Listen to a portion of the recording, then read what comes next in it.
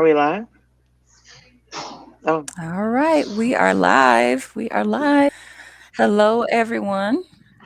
Thank you so much for joining us for our live tonight. We are going to be discussing, are you ready? Are you ready to redefine your life abroad? And we're going to be just talking experience, um, moving abroad and how it has impacted and changed our lives.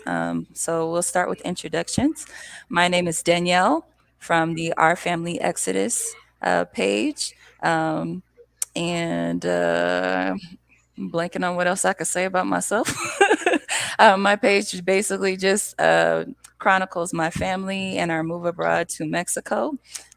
We moved about a year and a half ago, and it's been one of the best decisions of my life. So that's just a little bit about me. And D, you can go next. Hey everyone, I am D Watkins. I have a YouTube channel, Brown Girls Invest Too. My channel is geared toward helping other Black and Brown women save more, spend less, and grow their money through investing in the stock market. I moved to Mexico 2 years ago. I started in Guadalajara, and I've been in San Miguel de Allende since the end of December, this past December. Uh, that's it.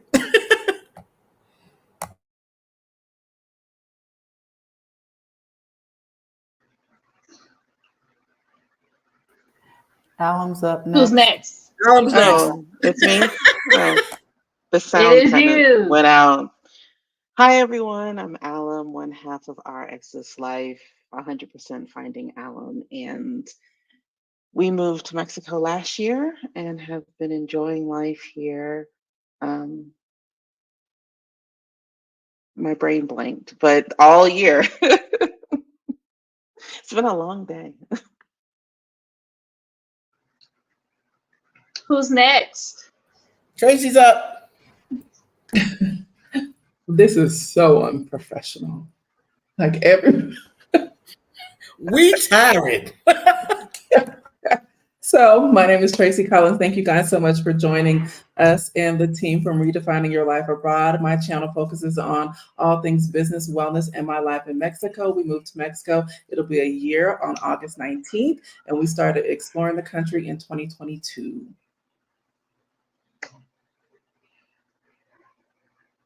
I think I'm up next. Correct. Hello, everyone. I am Bobby Robinson. I am a real estate agent here in Mexico. My website is, my brand actually is The Prepared Agent, as well as I am a co creator, co host of two YouTube channels. One is Aging Grateful, the other is Black Married Abroad. Three, yes, I have three. And the Prepared Agent as well. Thank you for those of you who, you see, my sister's got my back. But I've been here for 22 months here in Mexico, loving it, living the dream. And I am excited to talk all about being married abroad as well as how to rent and buy abroad. So I'm looking forward to this event. Thank you. Hi, I'm Michelle Wedderburn. I am the founder and owner of Casa Elm, which is a boutique guest house located in central Mexico. I have lived in central Mexico since 2018. We basically specialize in offering a soft landing experience to anyone interested in moving to Mexico. We do relocation tours, we do sabbaticals, we do a lot of different things. So I think you need to mute yours, Danielle, if you can hear me.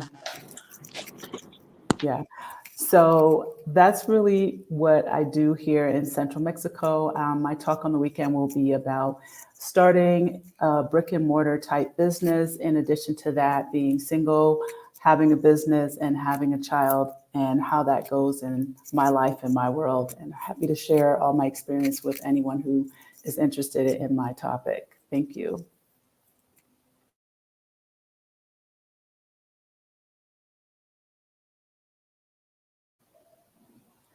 And crickets.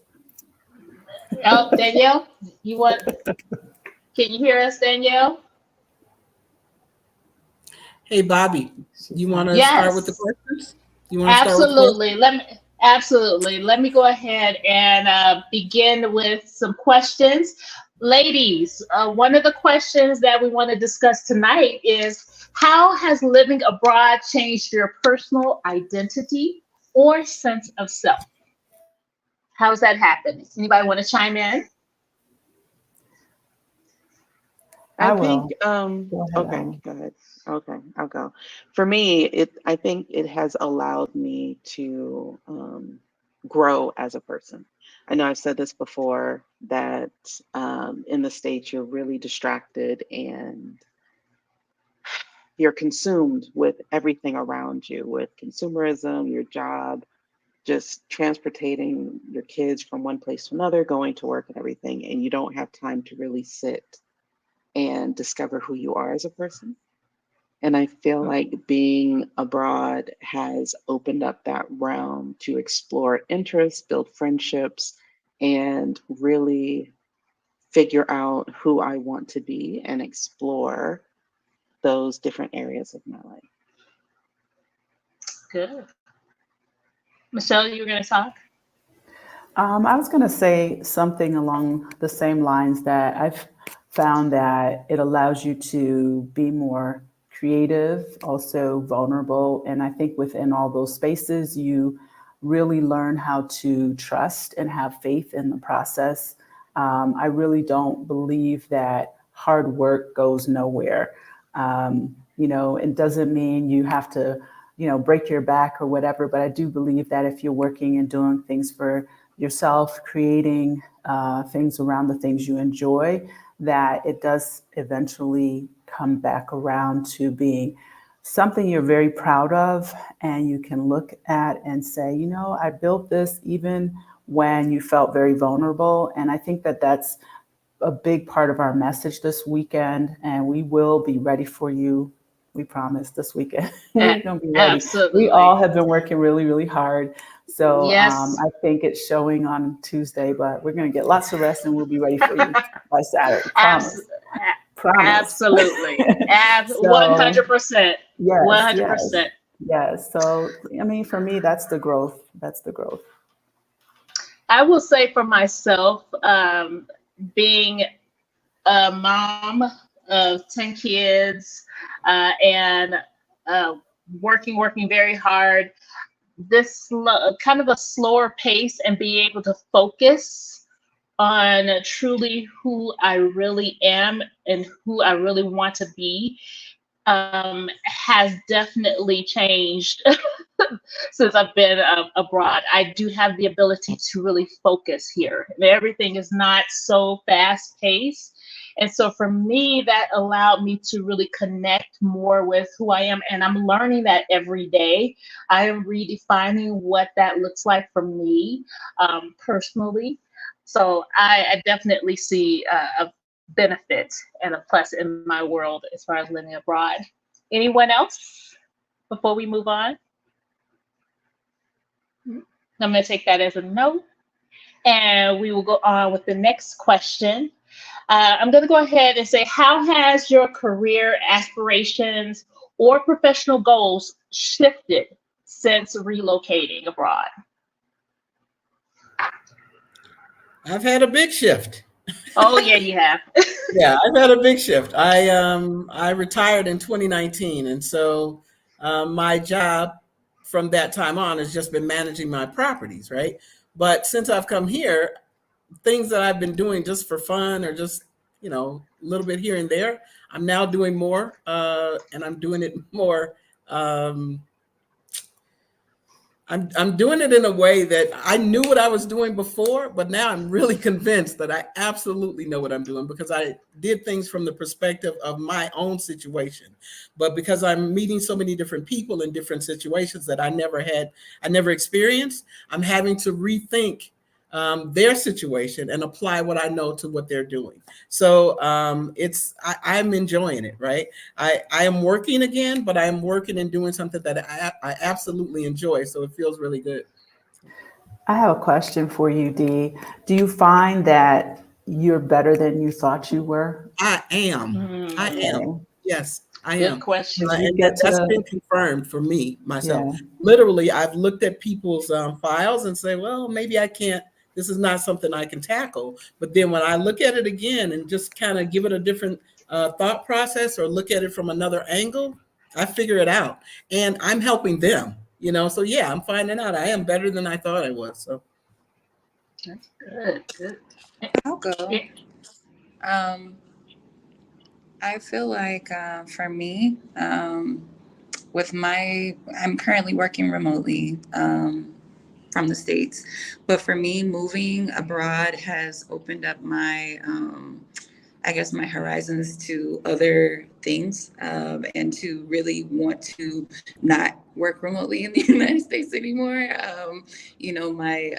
My goals have changed definitely. It's the you have the goal of getting up to management, moving up and doing all of those aren't my goals anymore. My goal is to work for myself, to have my own business and flexibility and all of those things. So while I was an entrepreneur in the States, it's kind of taken on like a new meaning, and like I have a new, I guess, zeal for it, and wanting to be self-sufficient and not having to rely on another company or another person to, pay my bills, basically. that's So my good. aspirations have totally changed. Great. Awesome. So, ladies, next question. What new hobbies or interests have you discovered since you've been moved abroad, since you live abroad now? Could be a good one because I know everybody has some interests and some hobbies. Come on. I'll speak for myself while we're waiting. I absolutely love social media. That's one of the things that I have delved into in the past, but I have been more and more challenged and in love with the process of social media. And so my hobby is being expanded. I will also say that. And my interests have turned towards helping people to also move abroad as well. That was something that definitely was not on my radar before moving, but now looking at life on the other side here in Mexico, I see that definitely there is something to be gleaned here, the beauty, the change in mindset, and I want to be able to share that with others. So my interests and hobbies have definitely expanded in this arena. Anyone else want to chime in? Um, I'll go. So, for me, my interests and hobbies, I feel like I've definitely become more creative here. I have a lot more, I guess, flexibility to pursue that part of me. So, singing was always something that I did. I sang in the States, sang in church and things like that. But here, I've branched out and started actually like pursuing like singing more. I started painting, and like just doing different things with like clothes and fashion and things like that. Things that I've always been passionate about, but really didn't have the time to do when I was in the States. So. Our stylist in resident there. Yes, thank you, Danielle. um, Alum, any particular interests or hobbies that you've picked up along the way that we should be aware of? I mean, I've always had hobbies and interests, but I think I have more time to delve into them, like language learning and, various other things, journaling, just stuff like that I didn't have time to do before. And now I actually have this wealth of opportunity to explore. Haven't gone into town to do any kind of the art classes, but I would like to. I think it seem like they'd be a lot of fun. And maybe some of the more of the yoga and Pilates stuff. I think That that part. would be good for my body, good for to explore new ways of movement. there's a lot that you can do here, and I feel like I hadn't even touched a Oh, percent absolutely. of it. Absolutely. I would Okay. say that whew, I think that, like Ellen said, there is a lot to do here, and sometimes it's not always being able to find the time. But I think for myself, like I've always enjoyed cooking. So you all know, like I've been putting a lot more into that. Yes. Um, it's different this way And because I we feel like, appreciate you for that. oh, thank you. We do. I We feel like I do. can be creative with it. Like I've always enjoyed infusing the experiences I've had traveling around the world into my foods. You know, like, okay, I grew up on this specific type of food, but now that I'm in Mexico, I'm always thinking, like, how can I infuse things that are normal cuisine here with the things that I grew up on? So that's something I think I'm really looking into more and more, finding like ways to be creative. But what I realized in regard to what I'm already doing, but what I didn't realize I did in the past was bringing people together and the community building aspect of not necessarily just community in San Miguel, but really being a part of opening that portal, I guess. I don't know how you would want to call it, but really focusing on how can other people also have access, just like Bobby said, it's like it's for you too. And here's what I'm doing, and here's the life that I'm living, and here's how I did it. And I mean, that's what we're all here for, and this is what we're all doing. But when I was, let's say, 20 years ago, I, always had events and things that brought people together. And it's like, okay, I came to this event and now I have 10 new friends and now I know 20 more people and they know those people. And I think that that's what San Miguel has become. When I came here, I remember there weren't a lot of us in general. And so now to kind of just see us even on the screen working together and doing these things together, I just feel that that's for me, it's been an interest, but not necessarily something I realized initially, and now it's like my mission is to help as many people who want to be in a different place and a different chapter in their lives, how across the board. I don't think it's just about relocating. It's also, psychological.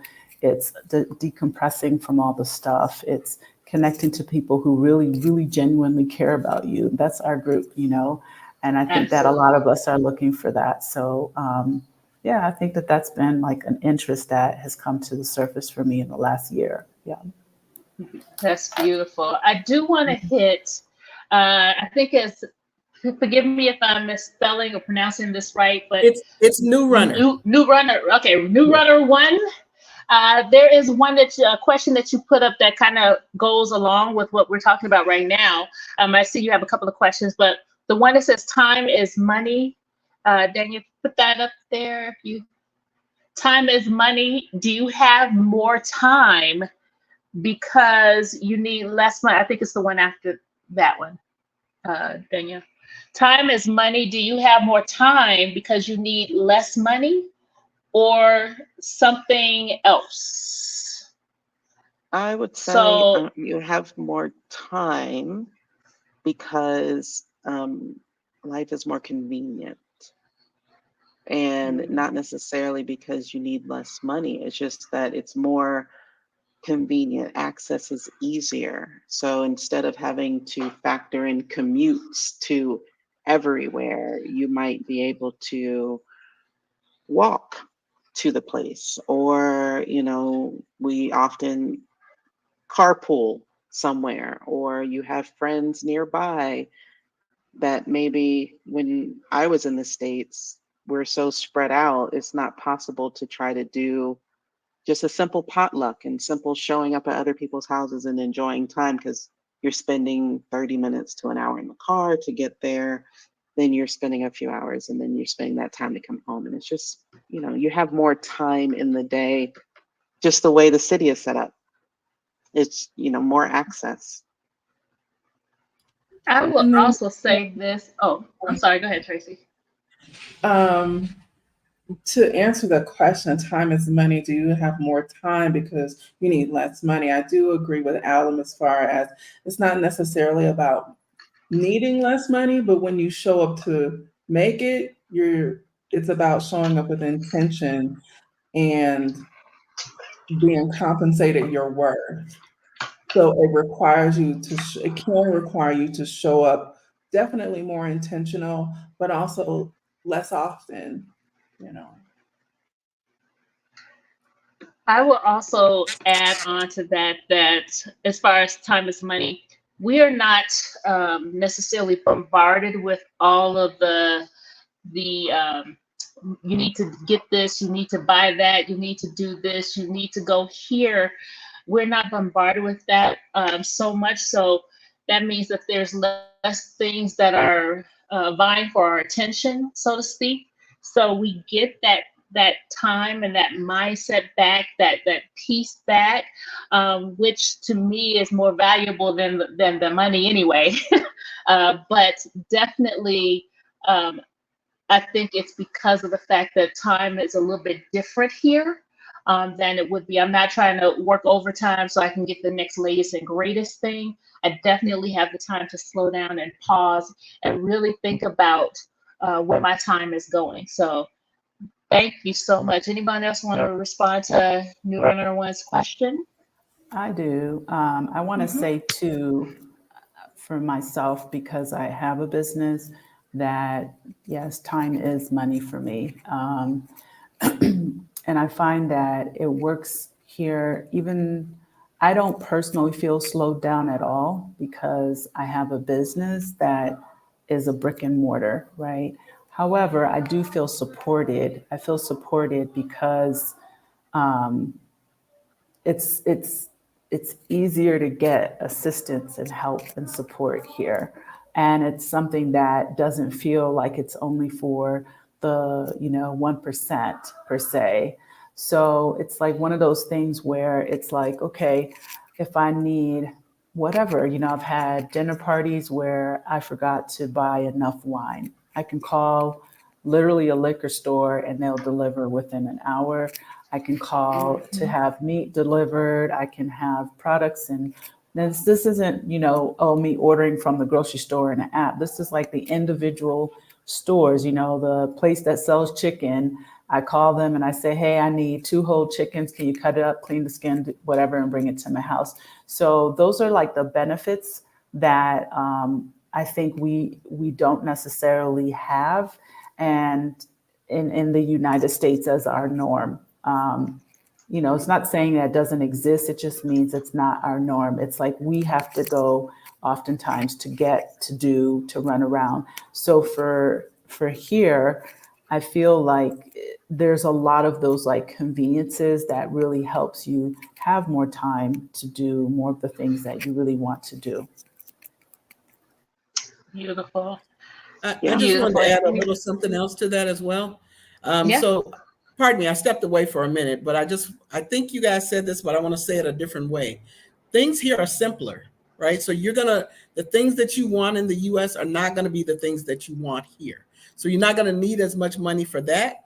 Not to mention some things are cheaper. So you can buy yourself time by having someone come in to help you. She mentioned, having her butcher deliver some chicken to her. Well, we can have our home clean, our food made, alum. Yes. We have people that can come in and cook for you for the week, or come in and clean for you and free you up for something else that you would rather do. When I was in the States, sometimes when I was a technician, I would work longer to earn more money so that I could pay people to do what they do rather than me taking the time to do it. So it's kind of the same thing here. Absolutely. You also Yeah. you also don't waste time doing all of that red tape. So I need a prescription. I literally just take the box to the grocery store, to the pharmacy, and saying, I need two Yeah. boxes of this.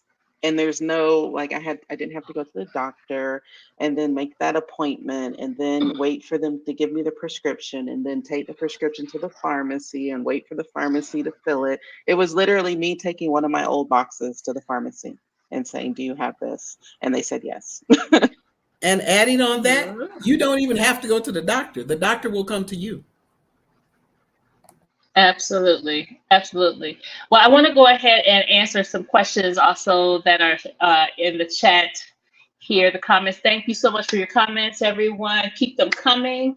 If you are actually enjoying what you are hearing so far, please go ahead and we'll go ahead and put the link to the Redefining Life Abroad Virtual Summit happening this weekend, guys. You still have time to get your tickets. You still have time to get your tickets. Right now, like Michelle and everyone is saying, we have been busy preparing, guys. So uh, definitely the energy will be brought. We are just taking our time and It's focusing right now it's for you it's been a guys. long week and it's just It Tuesday. has. It- It is Tuesday, right? yes, it is Tuesday. So I'm going to go ahead and continue with New Runner One. She has another question. How do you deal with the distance from family in the United States? Anyone want to answer We make sure that they use WhatsApp when they message us because it's that? easier. Get the images and video come across a lot better. Make more an effort to call them and message them. And I'm only talking about, like, my mom and my kids, but that's about it. They all have passports. And I think about it because when we were in the States, we didn't see them all the time. Mm-mm. So it's not really a huge difference with us being out because we probably see them as much. When I went back in May, I saw my daughter like every other day because she had her own life and her own schedule and she had things that she was doing to this party, this outing, road trip. And so it's just like, okay, well, let me go back to Mexico. Absolutely. And and Anyone else? I was just going to say, each of us have had family come visit us. So all we did was give you guys another vacation spot. That part. That part. Uh, we've been back and forth to the States quite a bit for various reasons as well. And I realize that life is continuing on with them as it is continuing on with us. So, our families, we can do Marco Polo, which is kind of like a video chat or telephone or FaceTime. So it wasn't like it was a really big shift for us leaving the US in order for us to stay connected with our families. Anyone else? Yeah. Um, Oh, Go go ahead, ahead. Danielle. Go Oh, ahead. gonna say I had family just come and visit last week, um, and I feel like even when we were in the states and we were like a state away, we didn't have like visitors like that. Like people try to get all like up in arms when you move abroad, like they were coming to see you anyway, and they really weren't. Like if we keep it real.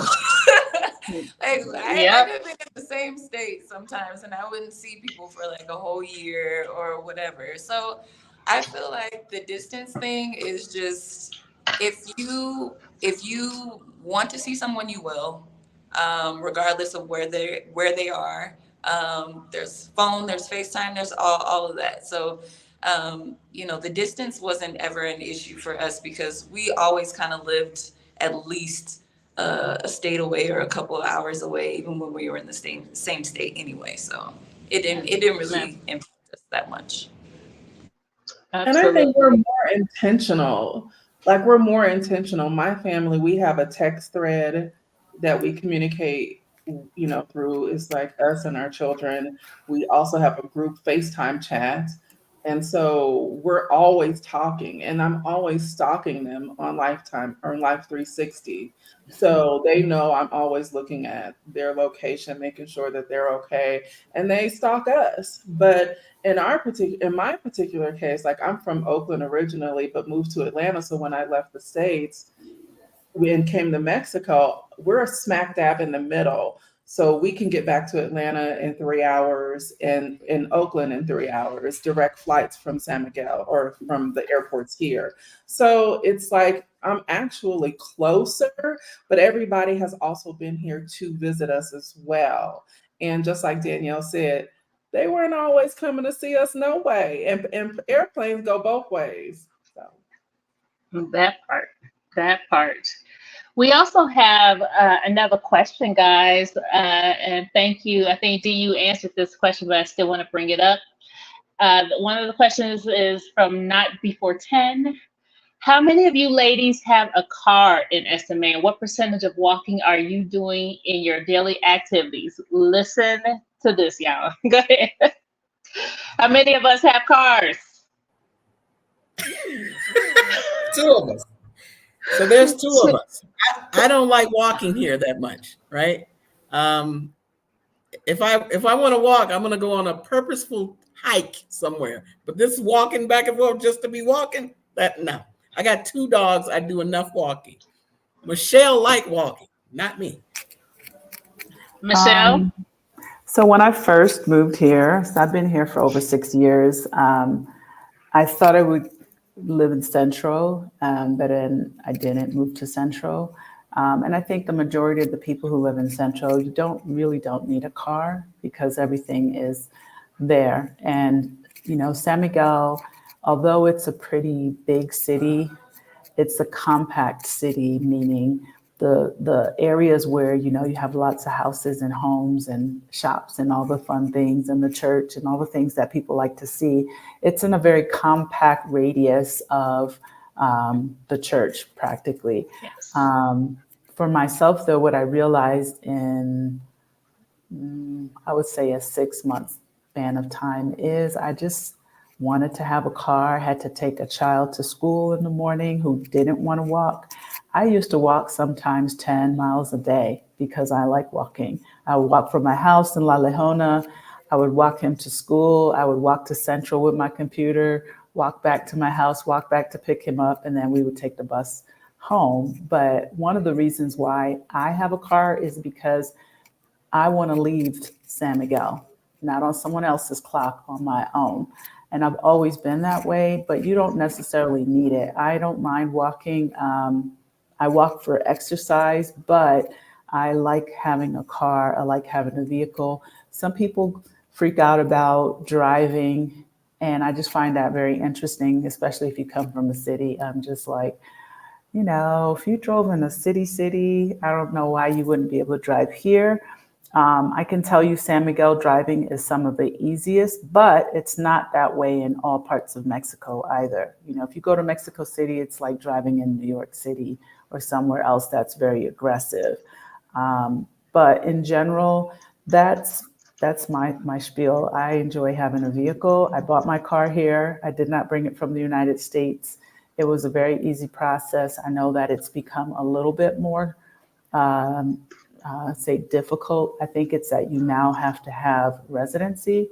When I bought my car, all I had was a tourist visa and I was able to buy a vehicle. I just had to get a Mexican driver's license, which was also easy because I already had a license. And I didn't have to give up my license in the United States. So I still have my US license and I have a Mexico license. Yeah. I just wanted to add one more thing. Not Before 10, we're both from Chicago, right? Me And too. there's another person, New Runner. Oh, I'm sorry. Yes, Bobby is as well, but she doesn't drive here. That's the only reason I didn't mention it. New Runner is from Chicago as well. People get a little freaked out about driving in another country, and they'll say, "I don't want to drive in Mexico." People in Mexico, I think, they communicate with each other. I've seen less accidents here than I've seen in Chicago or in a certain time period. Say if I'm talking about 3 months or 6 months, I would see less accidents in Mexico than I would have seen in Chicago or in Atlanta. And that is because these people communicate with each other and they're used to driving with one another. If you're looking at a city like Atlanta or Chicago, Atlanta specifically, those people are mostly from other places. So when you get people from other places and they're not accustomed to driving with one another, you have more accidents. People in Chicago drive very aggressively. And so you already know how to defensively drive. You will be fine coming to this country and driving. In what is this? San Miguel, you won't have any problems. I drove in Guadalajara, which is the second largest city in the country. No problems at all. I will also say that here in San Miguel is a smaller city, so there's a not a lot or long distances that you have to walk for things. Like we literally, can walk down to Central if we wanted to. Also, one of our favorite things to do now is the Ruta bus, Ruta sites, if you know what I'm talking about. But Ruta. the Ruta. So, but we enjoy getting around with other means, and I find it quite refreshing that we have the ability to do that and not have to rely on a car so much, especially with maintenance of gas and car payments and all of that stuff that comes with it. So finding that refreshing. I wanted to add something about the driving around Mexico outside of Go San ahead. Miguel. I have Yes. driven in Mexico a lot. You definitely need to think about where you're going, what time of day. There are various reasons.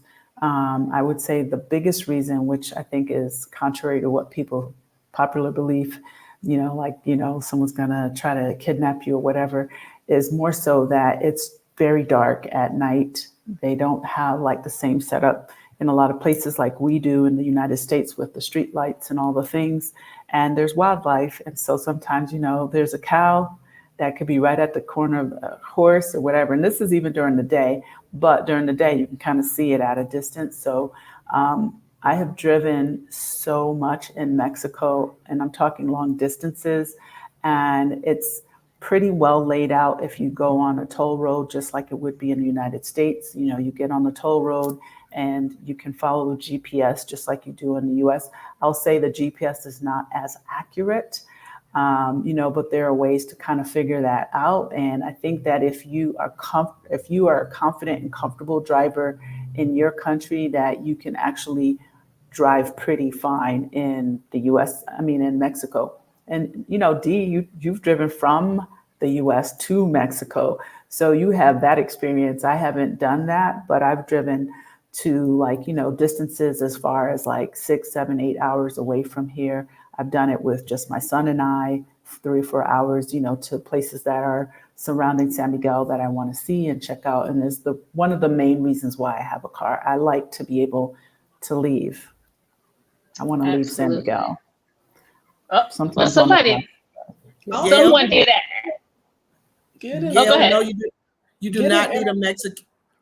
I'm getting a feedback. You don't, what Dee was getting ready to say, you don't need a driver's license. However, I would recommend getting an international driver's permit. So if you have not left the States yet, you need to be present in a AAA to get it. It does not require that you take a driver's test. It's simply like you go, they take your picture, you fill out a form, you pay for it, and you have your international driver's permit, and you can renew them annually online. And you can also set a tentative date that you were leaving. So we did ours probably in like May or June. We set our date for August. So we renew it every August, and it's an international driver's permit. And also go ahead. Sorry. No. You do need a Mexican license to buy a Mexican plated vehicle, just clarifying. You don't need that if you want to rent a car, borrow someone else's car maybe, but if you want to buy a Mexican plated vehicle, you do need a Mexican driver's license. Yeah. Absolutely. Okay, so guys, we also have another question from Get Out. What's something you thought you missed not being in the United States that you now realize that you don't miss? Consumerism. Anything? Yeah, Consumerism. fancy things. I think you both are saying the same thing. She said consumerism, you said fancy things, and I would agree with both. I feel like I would miss access to the ease of shopping, to Tracy's favorite place, Target. And That is blasphemy. Uh-oh. She knows this. I had to get her off mute. But to like just the ease of like going to a place, but I feel like part of the growth process is coming here and realize that maybe some of that consumerism was hiding some feelings that you felt, so you're buying to fill something in yourself. And you don't do it as often. Um, when you're here. At least I haven't as often. There's still some Amazon, but because we need stuff. But other than that, Mm. Yeah, I I'm don't miss realizing. the consumerism, especially for my child. I'm happy that he's not seeing all the kind of things that are being pushed on children, whatever that is, between clothes, toys, experiences in the US that are related to going to the mall to shop because there's a holiday and now we got to stack up the Christmas tree.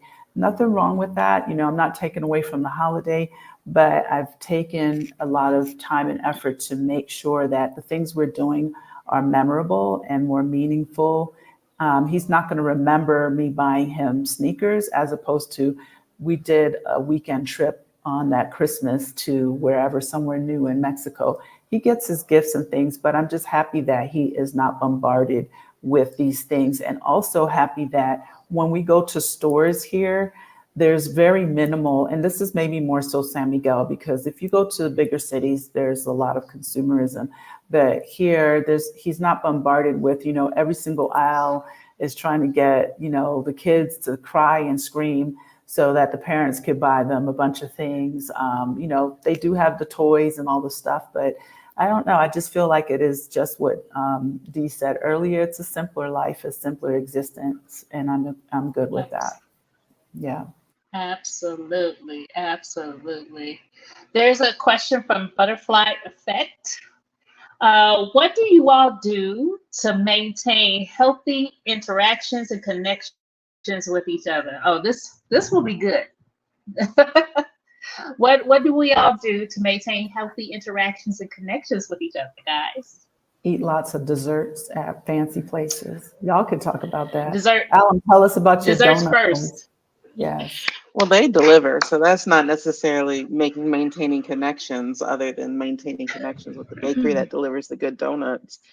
But I don't have the connection Honey has because she gets like same day service, so it's different. Absolutely. I think we all do a really good job about staying in like community with each other, having regular conversations, meetups, brunches, dinners, things like that. We are, I think, very intentional about doing those things. Uh, and that's how we kind of maintain it, and we hold each other accountable to that. Kind of like, hey, what's going on? Haven't seen you in a while. How are you doing? And it's very easy here. I don't. It's not a It difficult is. thing to do. Yeah, it's not really difficult. There's not a lot of effort that has to go into it, because if you say, hey, let's go get tacos, someone is down and ready. All the time. All the time. Oop, And I wrong way. want to like say this. I think that to what you guys are seeing is just us here visible, but San Miguel has it's not a transient place. And Mhm. so if you are looking for community and to build relationship with people that you know who are going to be here tomorrow or next month and potentially next year, San Miguel, that's how San Miguel differs from every other place from what I've seen in Mexico. So you can actually put down roots with people that are like-hearted as you are and get in community versus, well, are they going to be here? I don't want to get too close to people. You can actually spend time and cultivate those relationships. And I was go also ahead. going to add too that, I don't know how much, this person in particular, but other people have seen that there is a pretty significant Black community here in Mexico in general, but also in San Miguel. So you're seeing the six of us, who banded together basically to do this and really help you redefine your life if you want to move to wherever, move to Mexico or anywhere else. But understanding like there are so many groups here of women, different demographics in terms of the ages and things like that, that get together and that do things just as we described it. There's a lot of activity. There's a lot of things to do. There are a lot of people who, found their circle, their tribe. We're kind of, I think, all in and out of different tribes, if that's a good way to put it. But I do think that people don't realize that our community is pretty big, and it's continuing to grow. And I think that no matter where you're coming from, that you will find a circle of individuals that you could connect with as well. I also will go back to the point of San Miguel being so small as well, not a huge city. Because when we say, hey, let's meet up to go somewhere, it's not like it's going to take us, an hour to get or 45 minutes to get wherever it is that someone is saying, let's meet. I mean, we literally, maybe 15, 20 minutes, maybe 25 at the most travel time for us. So it's a little bit more convenient. And plus, we love everything about San Miguel pretty much. So there's not really many bad spots, especially if you go mentioning Cafe Umaran. I'm down, whatever time that is. So, yes, absolutely. Yeah, Cafe Umaran, yummy. wholeheartedly. Yeah, And that kind coffee there of is brings really good. into our next question, which is how has your approach to relationships and friendships changed in your new environment? I feel that they're more genuine and they have more roots. For the vicinity, that's a part of it. Time, I think that, we are all adapting the Mexican culture, which is a little bit more chill, a little bit more laid back.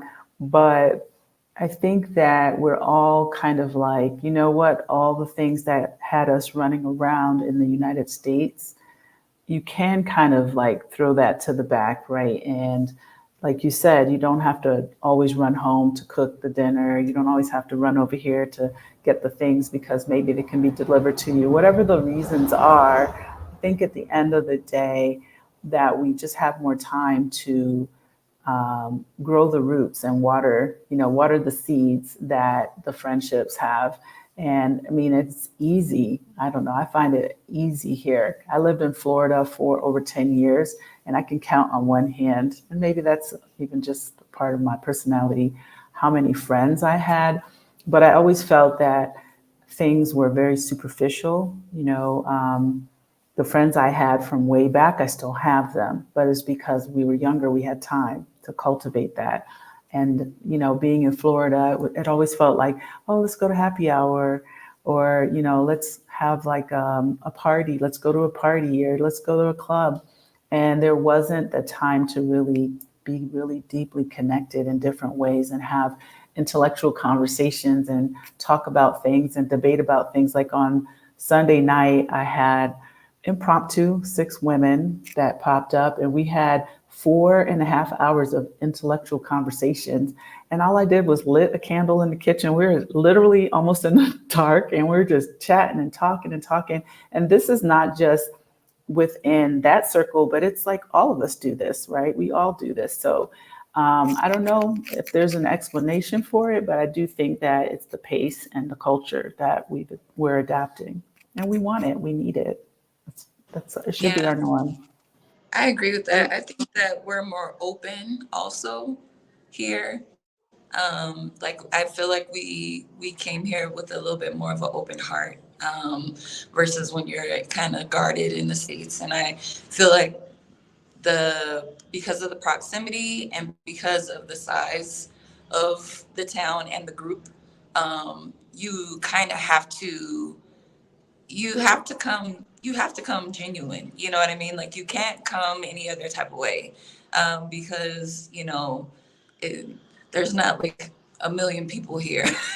You want to have like a good group of friends, like a genuine connection with people. And I feel like you have to come the right way. You can't, I don't know. I think that is a key thing that's different from the States, where you can kind of have like your surface friendships where you're like, these are my friends who are I can go to, like Michelle said, the club with, and these are the friends that like I actually, have a real connection with, who actually, know my personality, know me. And here it's like you want the quality over the quantity, I feel like, and we're all quality folks. We're all bringing, Yes. our genuine selves. So I also think that we are starting, everyone that we are connecting with, we're all starting from the same place. We have moved from one place to another, one country to another. So I think there's level playing field starting with that, and we're all learning the culture. We're all trying to live our best lives and explore what that looks like. So I think we already come with that little level of vulnerability, if you will, and trying to figure out like minds, or even people who may be a little bit different than ourselves, but we are wanting to make that connection and maybe grow in some aspect, or what have you. So I think that that in and of itself allows us to build this type of community, because we are willing to be open to experience what that looks like for all of us. And as far as with locals as well, because we do have locals that are friends also, and I think just their um, warmth and kindness towards us, and them being open themselves to receiving, I think that that makes it easy for us to be able to connect as well. Also, I want to say, not, coming with an individualistic mindset when you get here or when you get abroad. You really have to put yourself out there. The United States teaches individualism, and that's the way to go. But honestly, the rest of the world is more communal. So if you are used to doing everything by yourself, for yourself, with yourself, then and not putting yourself out in your new community, then it is going to be more difficult for you to get acclimated and get to know other people. However, when you say, like yesterday, we were we were walking. Let me just say that we were walking. We weren't driving, because we don't have a car. With the And we ended up getting our, with that, for us, it was also a lifestyle change too. I think people want to bring the United States sometimes with them in various aspects. And when you are leaving the states where we came from, it's really about a lifestyle change. So being open to all kind of possibilities. But this guy, like, hey, how you doing? And like, we were like, hey, so he put himself out there. He was sitting outside. We ended up speaking with him for about 10 minutes.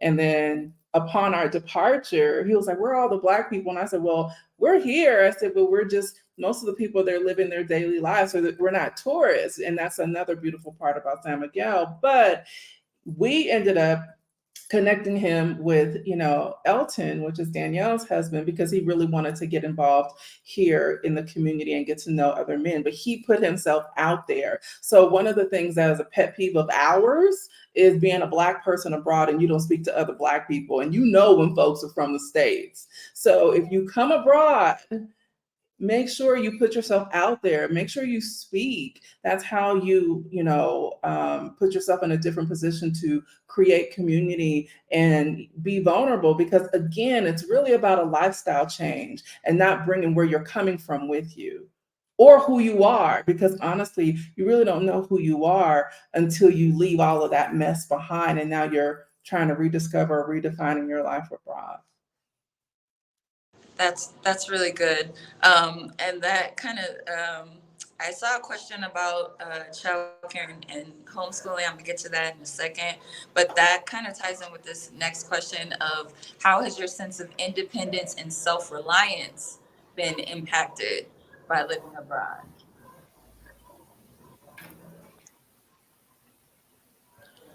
Anybody want? So yeah, I'll You go have at it a you? little bit. Yeah, I'll go at it a little bit. Uh, self. Okay, so there's two things. You do need to be self-reliant, but you can't just depend on yourself. When you come here, you have to be able to switch on a dime if you have to, because some things just are not going to go the way you need them to go. Uh, so you've got to be resourceful in figuring things out, but you also need people around you that have already figured it out, right? That you can call and say, I don't know what to do. And they're going to help you, right? And so that's when you're building your community. You use those folks. And when I say use, I don't mean use them. I mean give and take with people.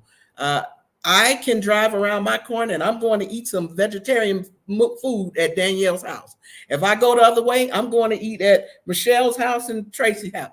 Tracy done threw up her hand. I'm still coming to your I house. mean, let me just say this though. You know, Danielle is walkable from Dee's house, so I'm just Hey, gonna put hey, it out hey, there. hey. I'm taking things when I go. That's why. Uh-huh. Well, she brought food yesterday to my house, so thank you. Yeah, Oh, this who is did? how. D. Don't wait. We're gonna fight offline, okay? Okay. All I'm No, saying is so We should that she. settle this while it's recorded online.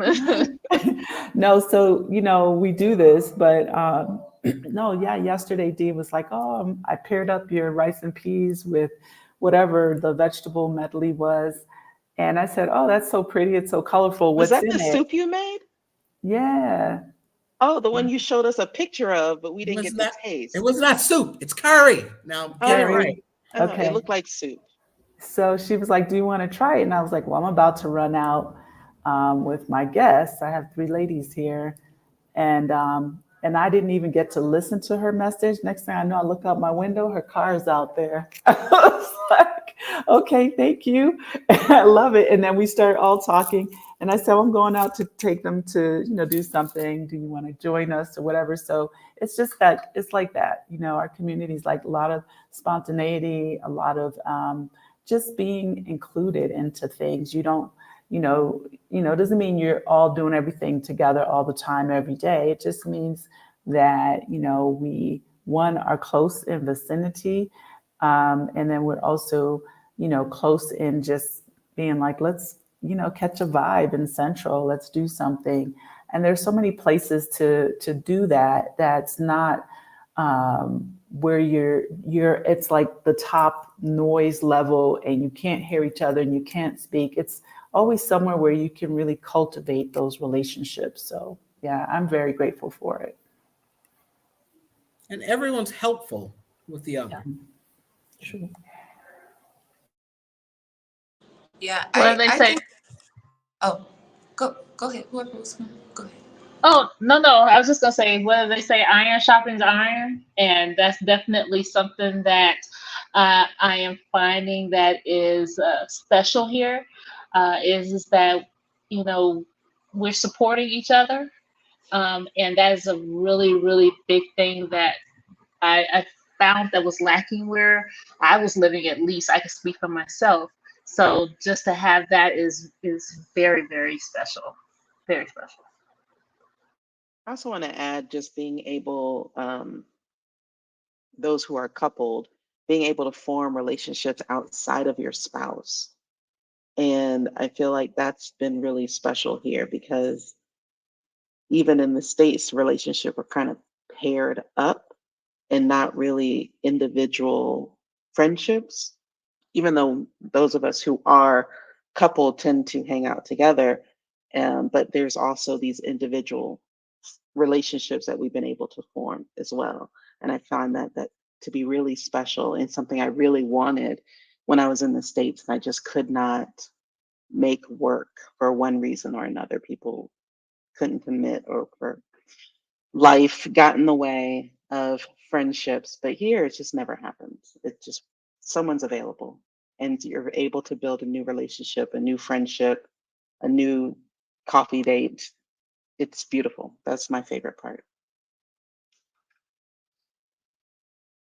There's so many questions in the chat. Are there? I haven't been looking. Yeah. Let me Butterfly, answer. my Spanish is very transactional. Oh, It's literally from Google Translate immediately out. oh no. I was going to get to the question about the children and the homeschooling. Okay, here we go. So, from Not of This World, if you have children, are you homeschooling? Is there a school for expats? How did your children adjust? So, That will all be me, Michelle, covered in the have summit. the That will school all be age. covered in the summit. I don't want you to like give everything. Oh yeah, Yeah. I'm not going to get too deep into it, no, but Yeah. this is a topic that we'll be discussing at the summit this weekend. But long story short, I have children. They're not homeschooled. They are in the schools here in town. Um, my son goes to a school where there are predominantly expats. He's in kindergarten, and my daughter goes to a more it's a private school, but it is ran by the Mexican government. So, and the children are adjusting very, very well. And Michelle, you Yeah. wanna? I will. Yeah, I'll chime Um, in. Go ahead, Bobby. I'm sorry. I was It's just okay. gonna say I do have from my perspective of someone who is not my daughter is 17. She's a senior in high school, but she's doing it online from the state. So that's also another option for people as well. So Mhm.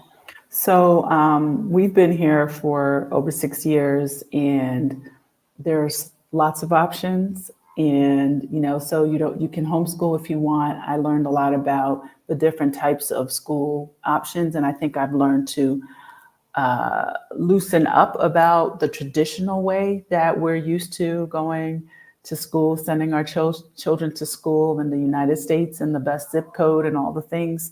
And here, I feel that education for me is it's an experience that incorporates everything. And moving here so my kid can really like get the full big picture. There are lots of options here, lots of choices. And so get your ticket, and we'll be talking a whole lot yes. about that on Saturday. You can even buy the replay. Yeah. Yes. And Michelle is saying that you guys, just a reminder, you still have time to buy your tickets. We will be all doing our best and presenting some incredible and amazing information on August 10th and 11th at the Redefining Life Abroad Virtual Summit. The link is in the comments there. Go ahead and get your tickets. And Danielle, I'm sorry, go ahead. No, yeah, go ahead, keep going. Yeah, I was going to say, just in case you didn't realize, that was this week, Saturday and Sunday, because the time in the year is really going by fast. That's this week. Get your ticket. We're working hard Yeah. so we can bring it to you again. So NG, the LGBTQIA community in SMA is growing. And that's something that Dee and I are going to be speaking specifically about during the summit. So can you believe, I'm really excited to have that conversation with people. And then also as far as finding rentals, that is going to be what Bobby is going to speak about. Yes, and no, it's not hard to get short-term rentals, but purchase your tickets so you can get all the goods and the information behind how to do that and what that looks like for you as well.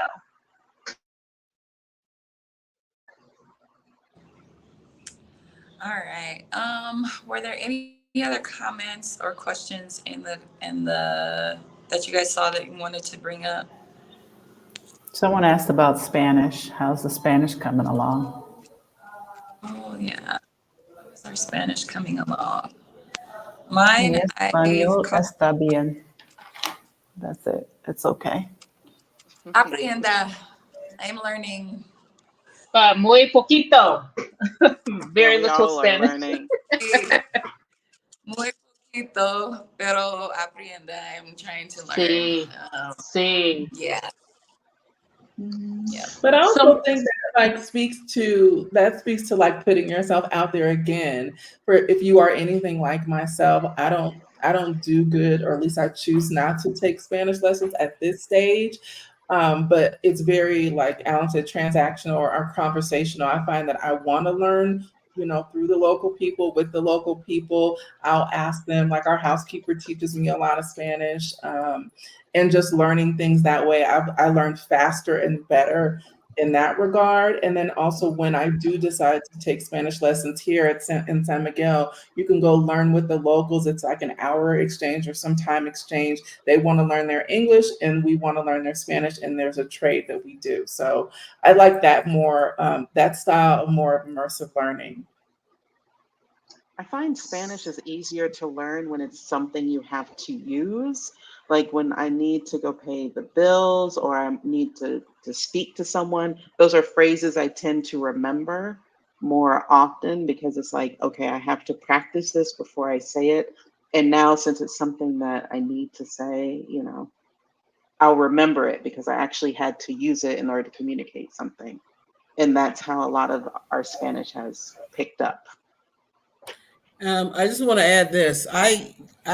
My Spanish is not too great. I understand more than I can speak, but please understand, we're not just talking about San Miguel. I was in Correct. Guadalajara. I spoke more Spanish there because they speak less English there. And when you're in a place where they're going to speak less English, you're forced to speak Spanish, and and they're patient with you, so it's not going to frustrate you. They'll give you time to use translate. They'll give you time to use the words that you know, and pointing actually works very well. But people will help you along, so you don't necessarily need to. Don't, I'm gonna learn Spanish before I go. Don't do that. Come here and learn whatever you need to learn, whether it's you're going here or wherever you're going. I actually prefer the Guadalajara way because they will look at you and just wait.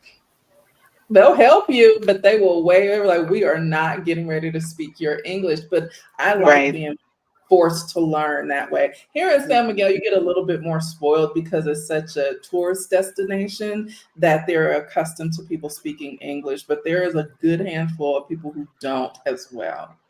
I And then would sometimes you can recommend that just you say, learn your numbers, though. Learn your numbers. absolutely.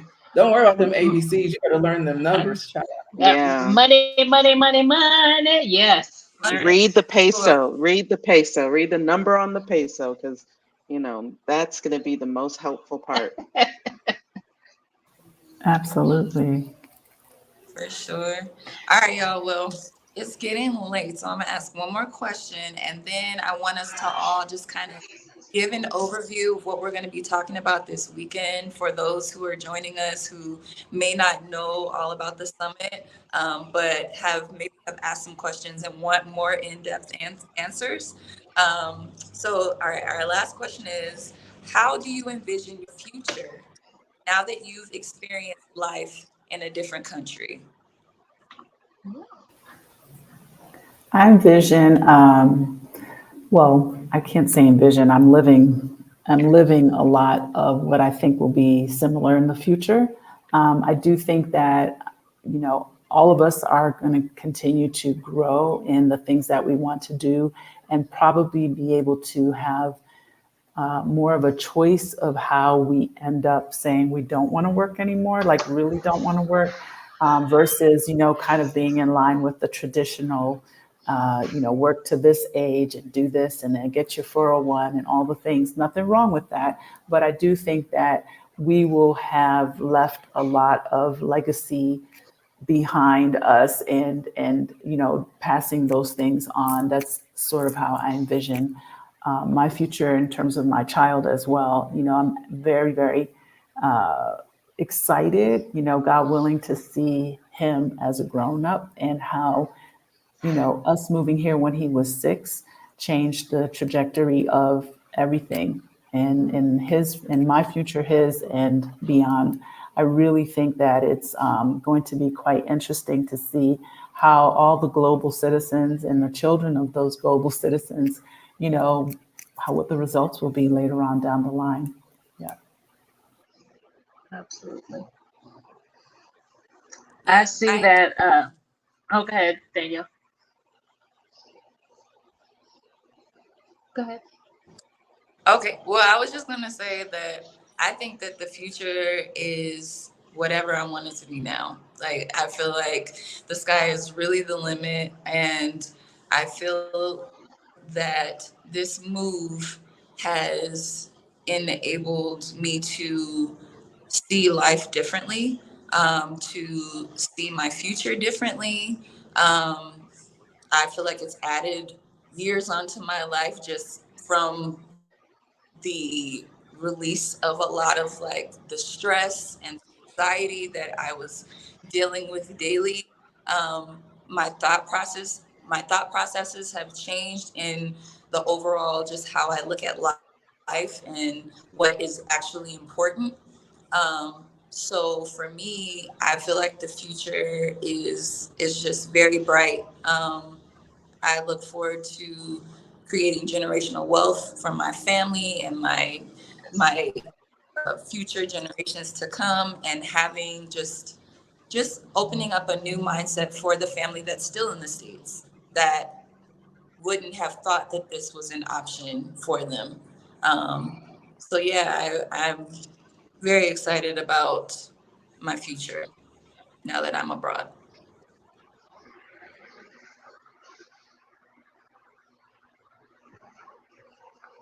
Bobby, did you have something? I was just kind of like what she was saying already. I see my future as a life without borders. I see that this is the start to us understanding, truly understanding what global citizenship really is, and that there is no limitations on that other than the ones that we place upon ourselves. So that's what I envision.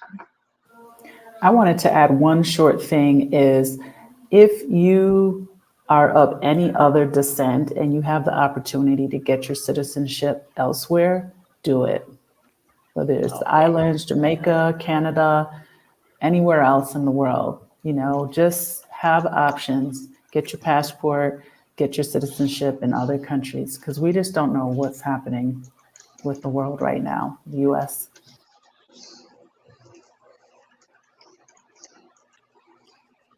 What's the question? Danielle, you had a I'm glad question you about, asked because I forgot to.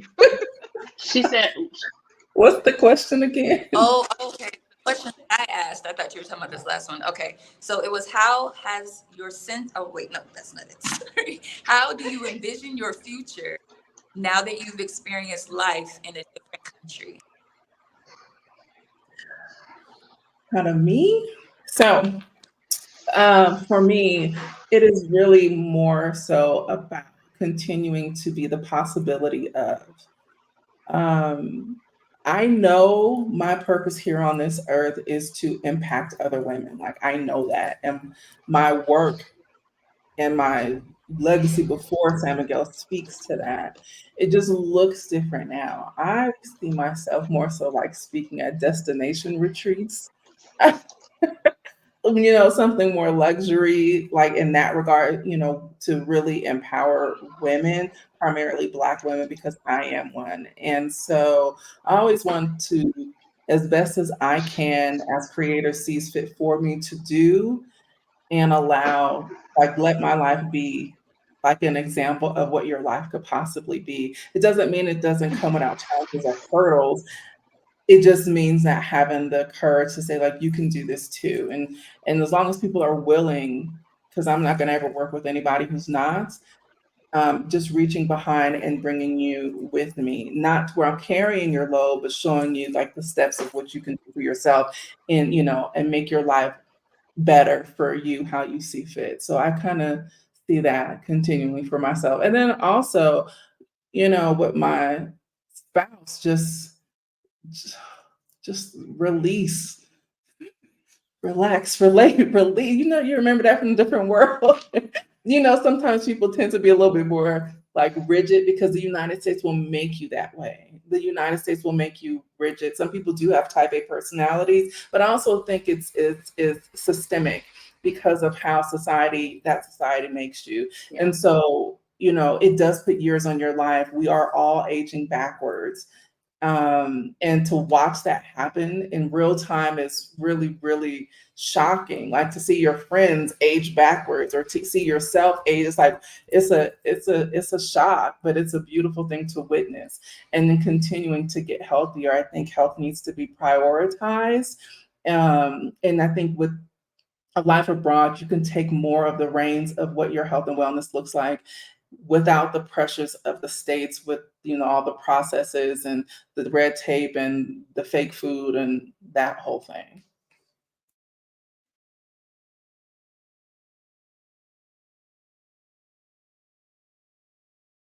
I will speak from Anybody a else? different point of view. I'm going to speak from a different point of view. And I see my life years down the road in a more healed space. Having ease of access has helped remove so much anxiety from my life that, I dealt with a lot of not wanting to do things because of the process that went into it. Like, oh, I don't feel like making a doctor's appointment because now I'm have to go to the primary care, and then I have to wait for the next one and next one and so on and so forth. And so I would delay the action of doing because I knew the process was so overwhelming. Being here has helped me heal in that regard because I can cut out so many steps just to deal with my own health. And so I see myself in the future in a more healed person um, in my old age who has lived a beautiful life and started to live a beautiful life in her 40s.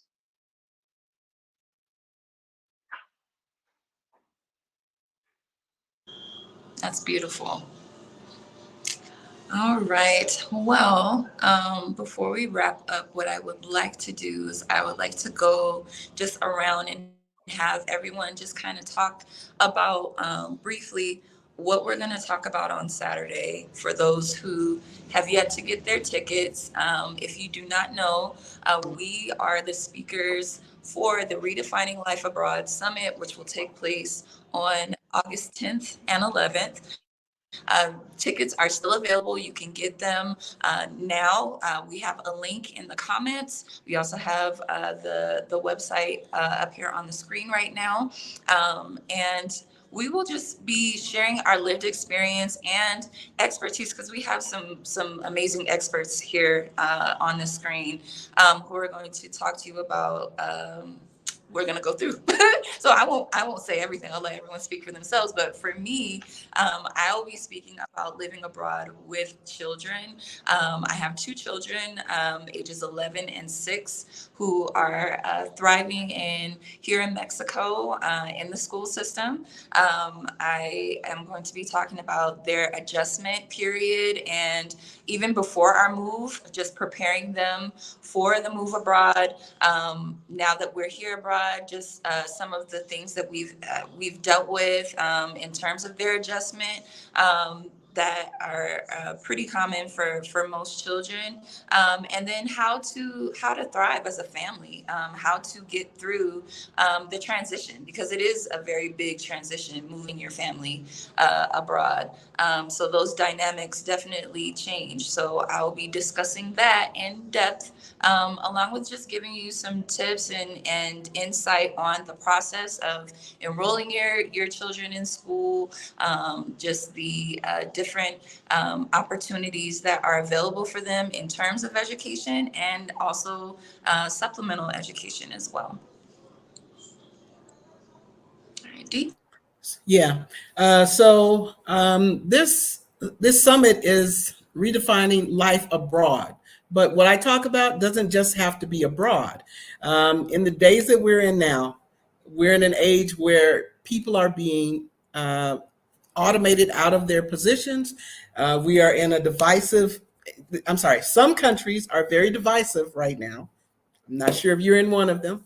But in this time and age where we're dealing with everything coming at us, we need to have our money right. And the way you do that is by investing, right? So I'll talk about how you get over the fear of it, how you start to do it, and why you need to do it right now. And the effects that it can have on your life and your children's life or people in your circle in their life as you go on.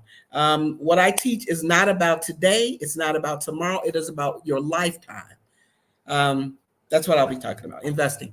Oh, as well as I'll be joining Tracy, speaking on the LGBTQIA community, how we need to travel. We just have to travel differently, and we'll discuss things like that.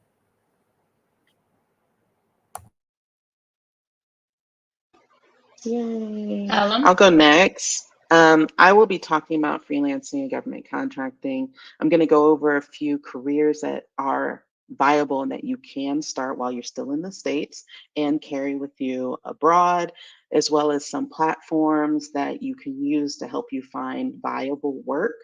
I'm also going to do a short walkthrough of sam.gov, which is the government contracting website, how you register and how you use it to search for contracts, as well as if you're looking for freelance work, how you can use it to find potential clients.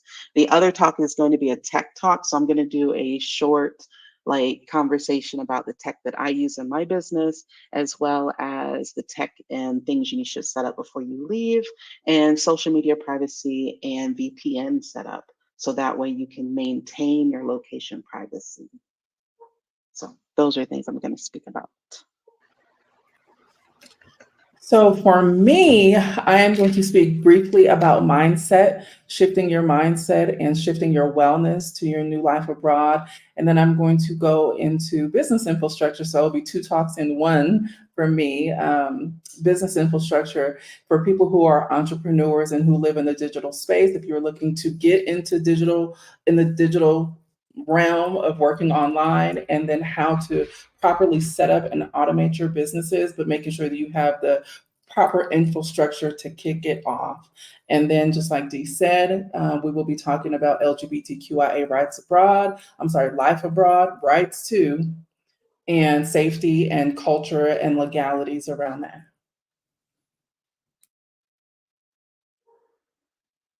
I'm So sorry, it's my Tracy. turn. Yeah, I'm sorry. One second, Tracy. Black Flourishing and Free just joined in. Can you speak a little bit about her? That's what Yeah, yeah. I'm sorry. Go. Yeah, I was so about to say that. Black Flourishing and Free is Zolani, and she too has left her home country and lives abroad as well with her young daughter. And she is our recommended therapist for this event. And the reason why Zolani is in place is because you can't do this without mental wellness and health support, like your mental health and wellness support abroad.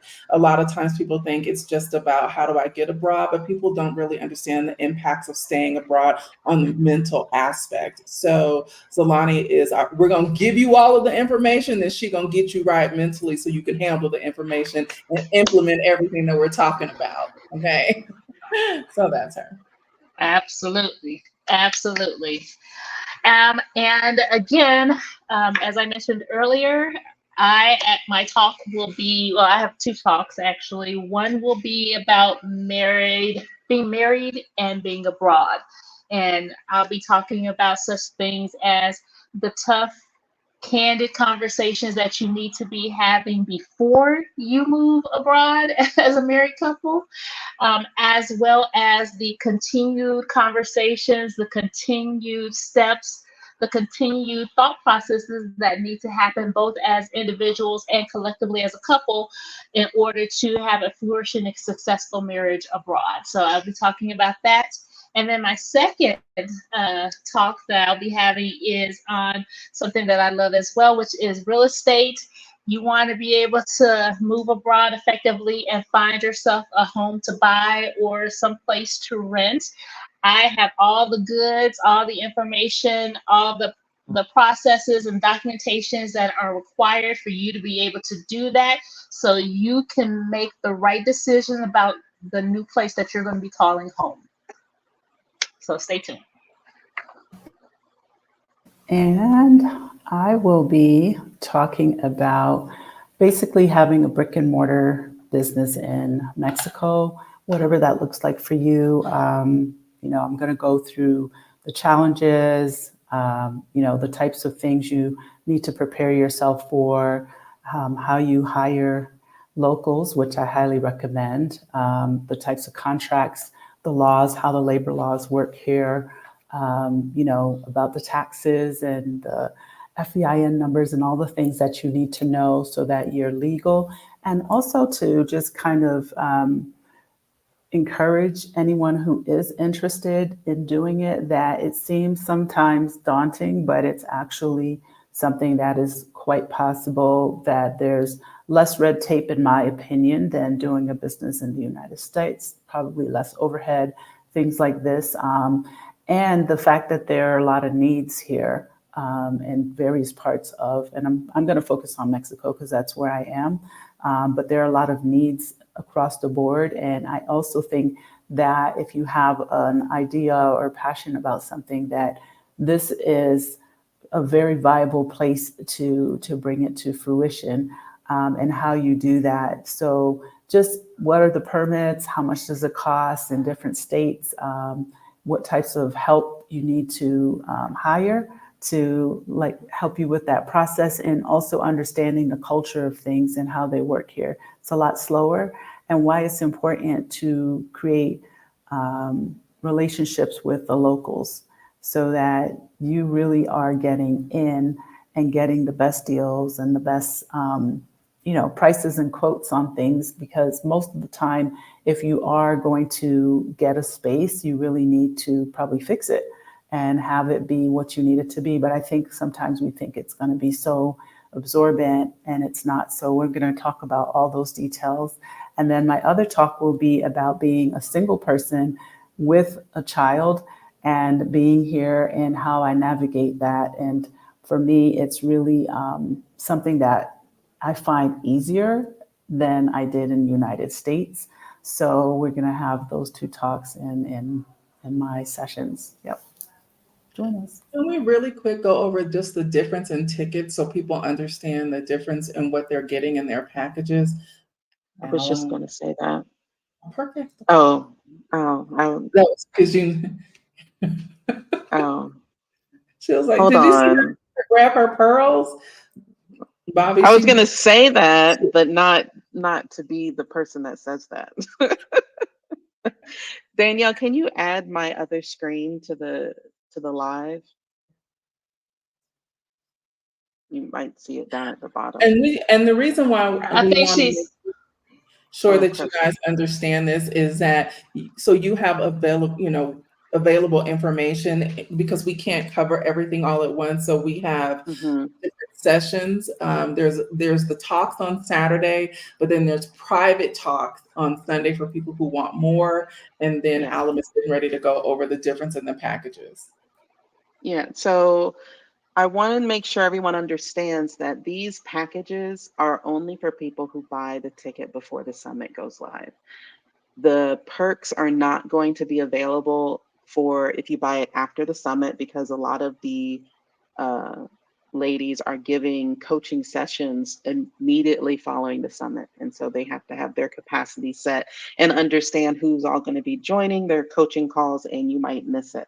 So it's going to be very limited what you may get if you buy after the summit. But these are the two packages that we have. You have the all access pass for $249, and that is going to give you a group coaching call with Michelle, a group coaching call with Tracy. These are separate group coaching calls, as well as a group coaching call with Bobby and Sed is Bobby's husband. And you're going to get a digital business bundle from Tracy is sponsoring that. And I am sponsoring a freelancer toolkit, which will be much more comprehensive and include a lot more of where you can find remote work and different careers that you can absolutely start before you move abroad. The weekend pass right now gives you 72-hour access to the summit. So 72 hours after the talk goes live, you can view that talk over and over again until the time has expired. So hopefully that helps you make a better decision. We have Tracy on the homepage. I don't even know if you saw that, Tracy. Yeah, I was just as shocked as you were when I to I speak just about. picked I picked one of your videos, but I as you did. see, we have the Yarbors who did a very beautiful video. I'm not going to play it here, but check out the link, visit, watch what our sponsors have to say. It is going to be an amazing summit happening this weekend. We are so excited to, do this for everyone and share with you from people who have actually done it what you should actually know when it comes to moving abroad. I was going to add one more thing too, is I'm not sure where all of our testimonials and sponsors are, but there were quite a few that really were a part of this process. So definitely check them out if you haven't seen them. Hmm. Every sponsor Someone, has a page. Facebook page. Okay. They have their own page, and we have beautiful sponsors from Black State Global, 7997 Seven. podcast, um, and Zolani, who is also sponsoring. We have Adelia. Adelia Borshade, who has also sponsored the summit, as well as a few others. And Riza, we did that. That came out yesterday or the day before. mhm, Yarbrough. yeah, so amazing sponsors. Mhm. Please, if you're interested, click the link, join the summit. We look forward to hosting you. Also, we do want you to join our community Facebook group. Come join the party. You can do that now. You want to see all the videos from our sponsors and our local, excuse me, not local, well, Mexico therapists, as well as all of us and videos from what we do on a daily basis, which is to encourage and educate, inspire, and to love on you. So please join the Facebook group as well. That's actually in the comments also. And again, be sure to get your tickets and tickets for your friends. We did So have a. as far as the time, go ahead, Danielle. I'm sorry. Oh, I was just Excuse gonna. me, 1 second. Can we, Mahendra probably needs to go. Can we let him, thank you for coming. Get him out.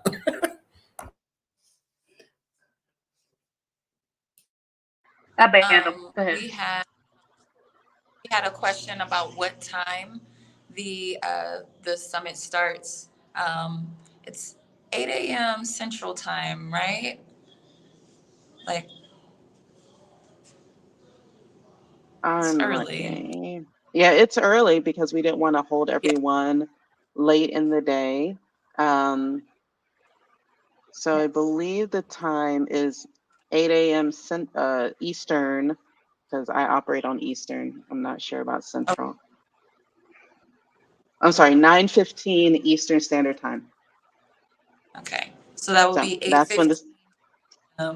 for Tanya Yeah. because she says she works nights. So that should Hmm. be. And you still have replays, so those will still be available to you, depending on your ticket. The All Access Pass will have access until November, and the weekend will have access for 72 hours. Also, please share this information with someone that you feel would benefit from it as well. That would be great. Um, Alan, will we get the link? So I said What's that? for Jetta, the Jetta's link coming. for to purchase. No, the link Oh, it's in the to join the the summit. It's in your portal. It should be. Usually that's how Hey Summit has it set up. Correct, Alan? the link. Yeah, Yeah. once you sign up for the summit, you will receive notifications from Hey Summit on how to join and direct links and reminders letting you know that the sessions are about to start. The link to the summit is in the chat. It should also be in the description, Danielle. So you should be able to click the link and join the summit.